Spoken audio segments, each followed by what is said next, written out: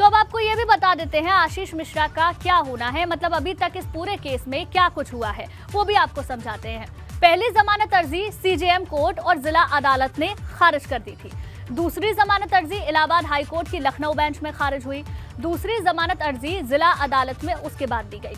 आशीष की जमानत अर्जी पर आज अब सुनवाई होनी है। आज ये तय होगा कि आशीष मिश्रा को बेल होगी या जेल होगी, या फिर कोर्ट का इसमें अभी कुछ और तर्क भी रहता है। साथ ही साथ आशीष मिश्रा पर कौन कौन सी नई धारा लगाई गई हैं, ये धारा भी आपको बता देते हैं। लापरवाही से गाड़ी चलाने पर धारा 279 उनके ऊपर लगी है।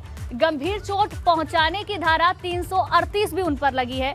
आरोपियों पर हत्या के प्रयास के तहत धारा 307 भी आशीष मिश्रा के ऊपर लगा है। खतरनाक हथियारों से लैस होकर चोट करने की धारा 326 भी आशीष मिश्रा के ऊपर लगी है। एक प्लानिंग के तहत घटना को अंजाम देने की धारा 34 लगी है। ये आरोप हाल ही में लगा है जब एसआईटी की ओर से जांच की गई।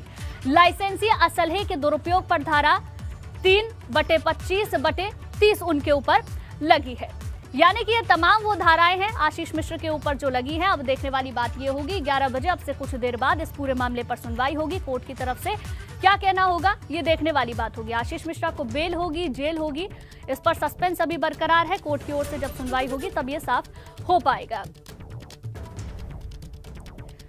तो अब ग्राफिक्स के जरिए आपको ये भी बता रहे हैं कौन कौन सी नई धाराएं आशीष मिश्रा के ऊपर लगी है, क्योंकि हाल ही में एसआईटी की तरफ से एक रिपोर्ट सौंपी गई थी और उस रिपोर्ट के आधार पर यह कहा गया था कि साजिशन हत्या की गई है। पहले से पूरी प्लानिंग की गई और प्लानिंग के बाद हत्या हुई है। उसके बाद धाराओं में कुछ बदलाव हुए जो आप अपनी टेलीविजन स्क्रीन पर देख रहे हैं। लापरवाही से गाड़ी चलाने पर धारा 279 लगाई गई। गंभीर चोट पहुंचाने की धारा 338 आशीष मिश्रा के ऊपर लगाई गई है।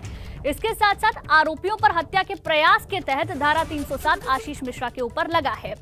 खतरनाक हथियारों का इस्तेमाल हुआ है और चोट करने की जो धारा है वो भी उनके ऊपर लगाई गई है। इसके अलावा लाइसेंसी असलहा के दुरुपयोग पर भी धारा आशीष मिश्रा के ऊपर लगी है।